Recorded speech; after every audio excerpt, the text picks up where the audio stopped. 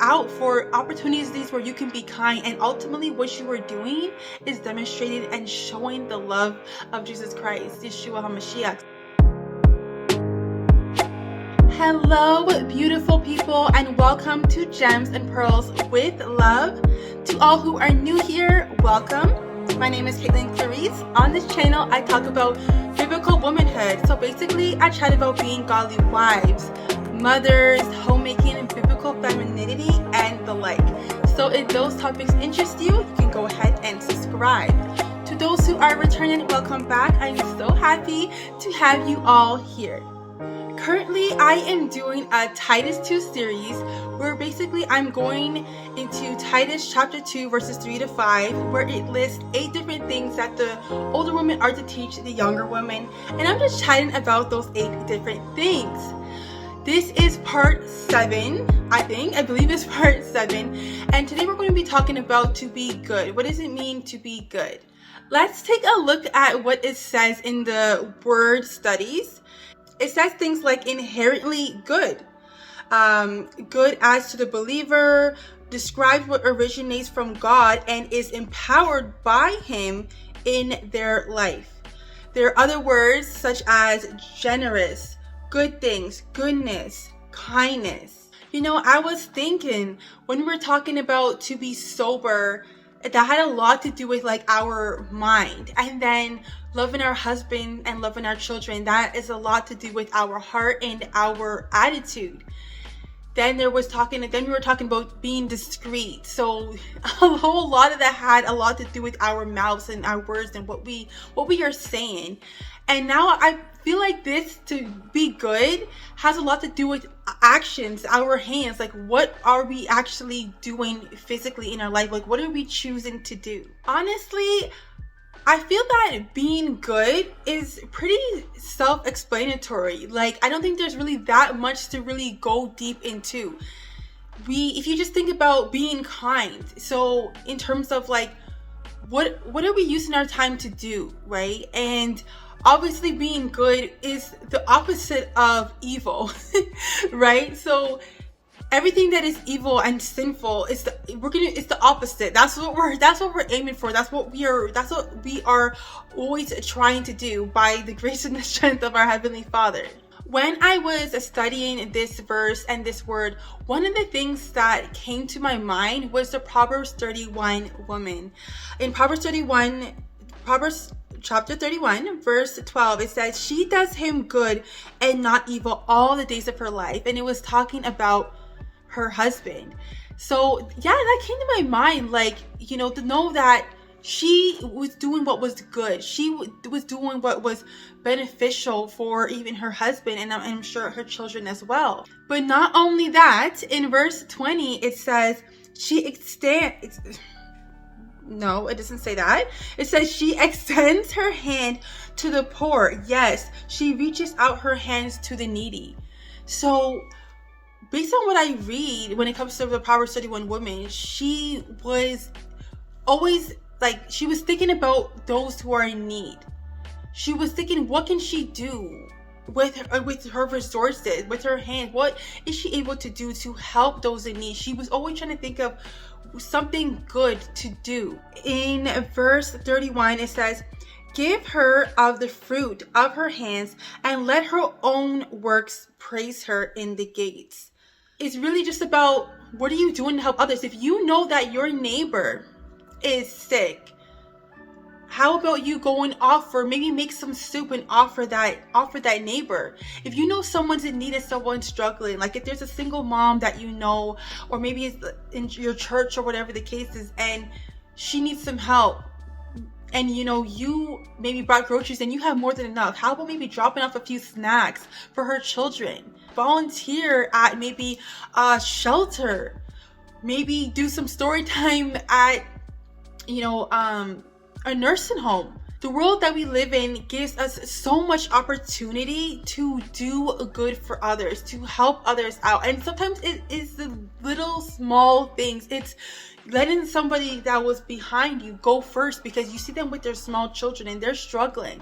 So, you know, you're maybe shopping by yourself, so maybe letting them go first. That way they can hurry up and get the kids in the car, right? It's holding the door open for somebody. It's offering a helping hand. It's really just that simple. It's about taking the time to go beyond only like what our little bubble. You know, I find that sometimes we tend to kind of live our life in this little bubble in a sense. And what I mean by that, it's probably not the right word, but what I mean is that like we are so focused on our own life, right? We're so focused on our errands and what we need to do and just going about our day that sometimes we don't take the time to slow down and look around and see, what can I be doing to help? What can I be doing what can I even do or even say to bring a smile to someone's face, to make their whole day? So whether that is at the grocery store, as I said, or that's you even just picking up the phone and giving someone a call and saying, hey, I'm going to pray for you because I know you're going through a hard time right now, or I just want you to know I'm thinking of you. It could be, as I said, something as simple as that. But regardless of whatever we are doing, I also want to remind you, ladies, that don't forget your priorities. Don't get so busy, like sign up for every single church ministry option that is available, to the point that you don't even have time for your home and you are now neglecting those in your home. Don't forget that those in your home, that's your first ministry, and that has to be up there on your priority list. So do all the good works, right? Like, and you know, this is also even great for women who are still single or women who don't have children, because they have more time to do these things. They have more time to volunteer in different things and ministries and organizations to be able to serve in that way.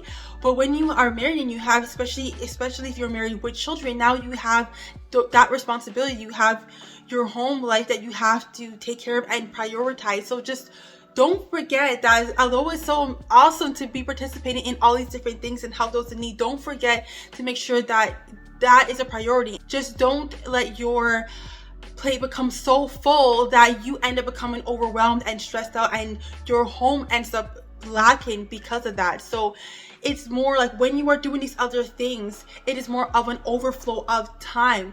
Like when for a mom that maybe has a newborn and a toddler, that probably is not the best time for her to go and sign up to volunteer for all these different things, right?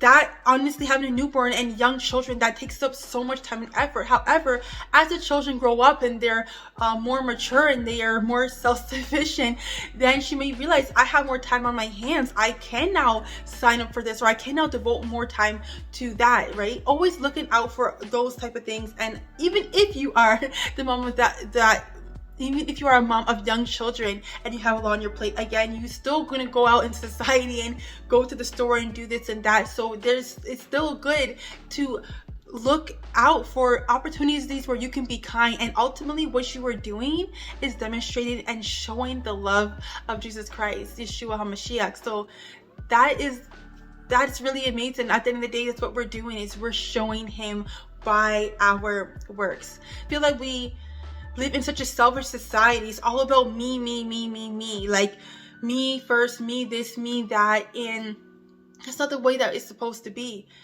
In the first church, they used to sell their things so they can give, to make sure that everybody gets something and there was no lack, because everybody cared about other people. And I believe that's how we should be, in a sense, where with our time and with our resources as much as we possibly can. Again, not neglecting our family and our first priority. However, also remembering that, you know what, it's not always about me. It's also about others. You may realize that as you are pouring out yourself, the Lord is taking care of your business. Sometimes we spend too much time focusing on our problems and what's stressing us out and where we feel we may have lack. But if you honestly take your mind off of that and start focusing on other people, you'd be surprised how the Lord is taking care of your business, okay? All right, so anyways, guys, that is all I have for you today. Just remember, guys, to always, as much as you can, spread kindness, spread the love of Jesus by thinking of others and doing what we can do to bless others. Thank you so much for watching. Until next time, guys, bye.